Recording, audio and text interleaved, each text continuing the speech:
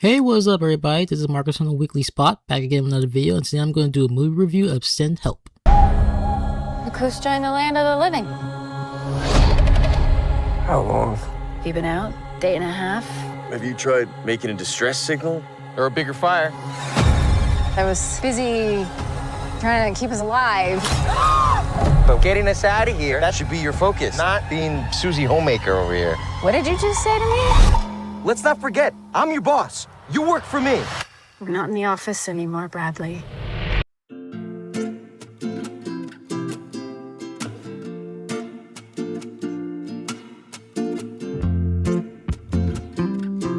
So this movie follows Linda Little, a socially awkward and corporate strategist who has been treated unfairly by the son of her former boss, Bradley Preston. He makes fun of her, he humiliates her, he doesn't give her a promotion that was actually promised to her. And when Linda confronts him about it, Bradley says that his reason for not giving her the promotion was that he didn't see any value in her, which is crazy because it's established that she's actually good at her job. But then Bradley said that, well, if you believe that you deserve the promotion, then prove me wrong by coming with me on this flight for a business trip, and we'll see how you do. So she goes on the trip, but due to a storm, the plane crashes into the sea, killing everyone except for Linda and Bradley, who finds himself washed away at a deserted island. And as they're trying to work together to survive, the power dynamic shifts, resulting in an intense, twisted battle of wits.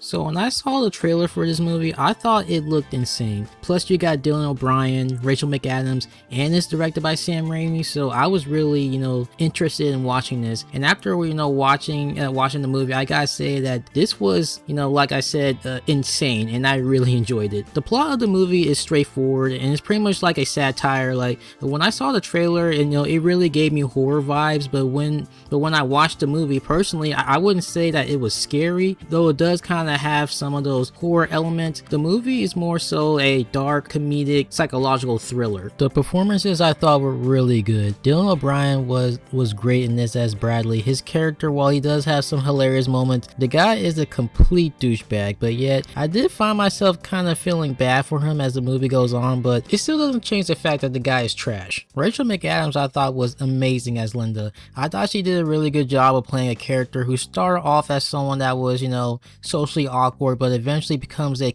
commanding and menacing figure. Like, when she gets to the island, her being there made her a completely different person than what we saw in the beginning. Like, the way she looks, the way she walks, the way she talks, just the way that she carries herself.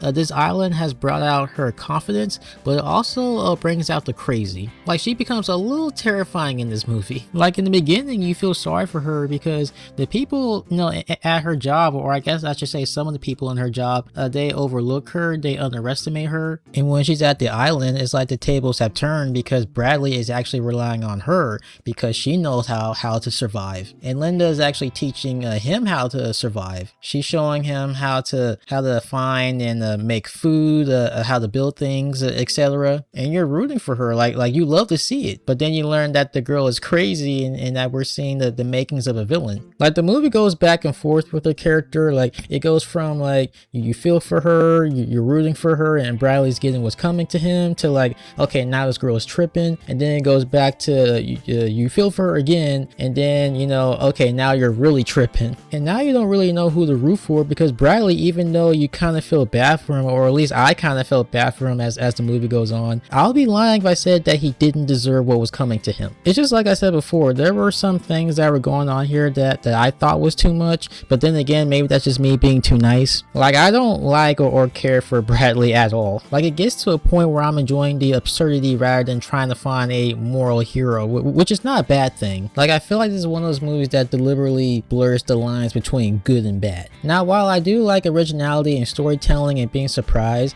I don't think, a story being predictable is necessarily, bad, as long as you're still entertained or satisfied. Like, I feel like that's good enough. And I say that because this is one of those movies where I couldn't even tell you what was going to happen next. Like, I had no idea what to expect. Like, Linda and Bradley's relationship, or whatever you want to call it, like, it was so back and forth, which, by the way, Dylan O'Brien and Rachel McAdams I thought worked well together. But yeah, like, you don't really know what's going to happen with these two because they started off not liking each each other to it seems like they're getting along, and then there are even moments where one thing might lead to another. Like, you don't know where things are gonna go with these two. And then there's the twist in the end, which obviously I'm not gonna say what it is, but my reaction was like, wow, really? And I'm not even saying that like it was bad. Like, I thought it was a good twist. It was just like this whole time, like really like it was some ridiculousness, which I think that's the best way to describe it. I mean, really, that's the whole movie.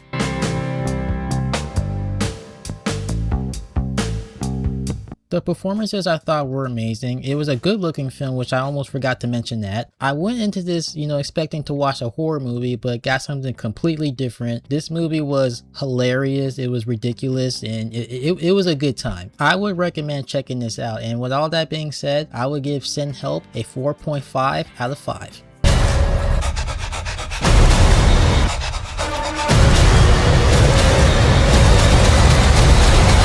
I don't think we should ever leave.